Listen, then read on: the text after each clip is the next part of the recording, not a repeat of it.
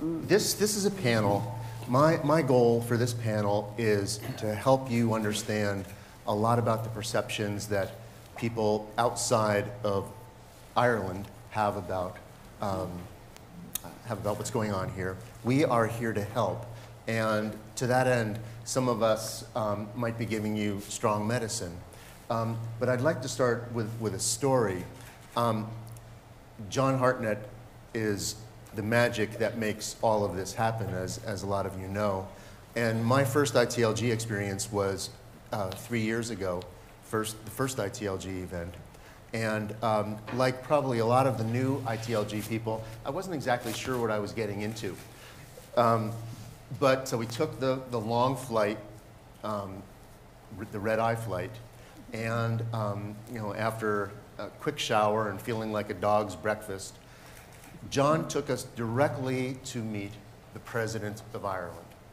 And now I'm starting to wonder where I am and what exactly our role is. And the President was very gracious. And up until then, I had been a typical Irish American. My roots are all Irish, which meant to my family that we drank green beer on St. Patrick's Day and we went to see Riverdance.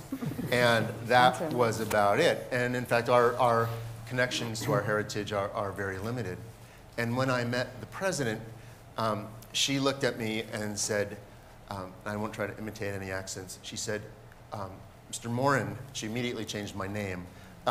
She said, you have the map of Ireland written on your face. And I said, my wife probably says that too. And she said, where are your people from? And I said, my ancestors weren't very interested in that. My great-grandparents weren't interested in that. My family actually didn't even talk about it very much.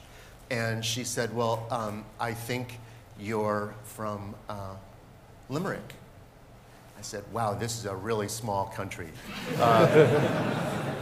And she said, no, I think you might even be from Munster. And then she called over, Jimmy, come here and tell Mr. Moran where he's from.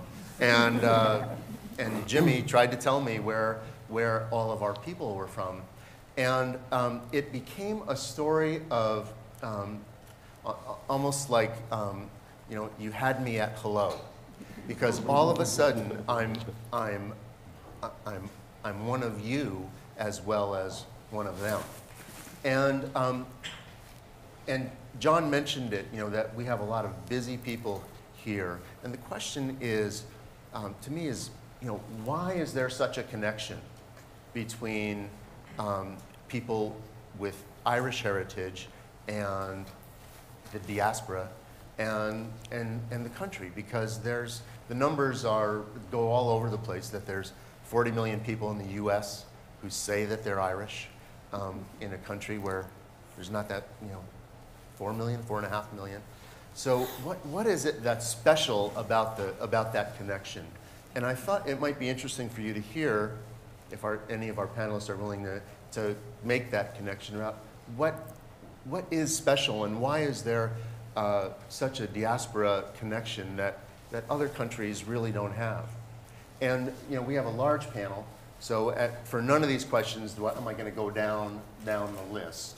But Tom McEnery, I bet you have something to say about why there's such a connection.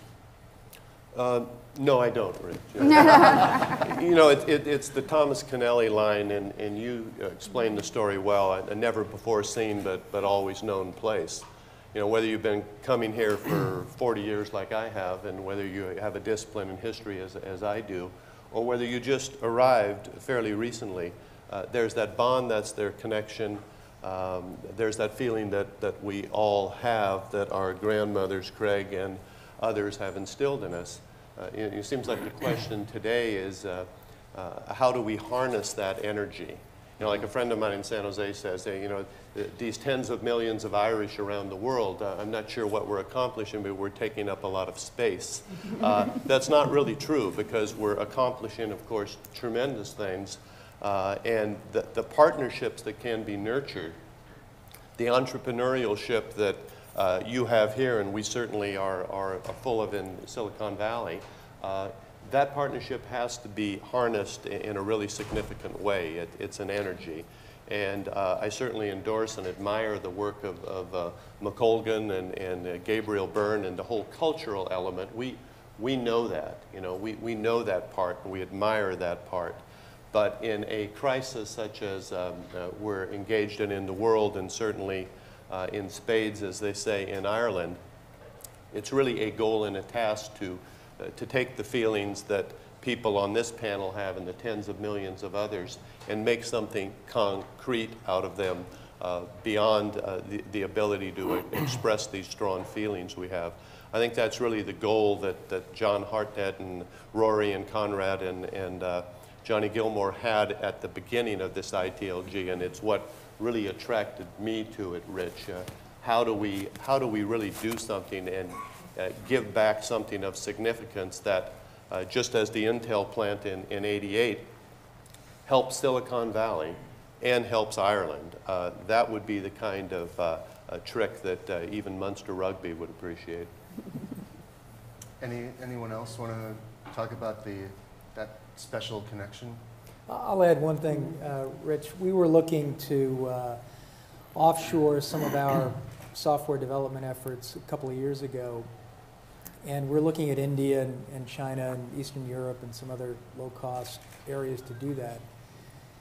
And we do some pretty cutting-edge development, and so it required that a lot of our people in California had to fly out to wherever we put the software development lab. And when we talked to our software development directors in California about going to India and China, we had a lot of difficulty convincing them to do that on a regular basis. And so then the idea of putting the development lab in Belfast came up. And all of a sudden, all of the software directors were willing to go to Ireland, couldn't wait to get over here. And so that's where we put the lab in Belfast. And we've been incredibly happy with the work ethic and the intelligence of the people there, and the values they bring and the loyalty. And it's been a huge success for cyberspace. Great. Thanks, Bill.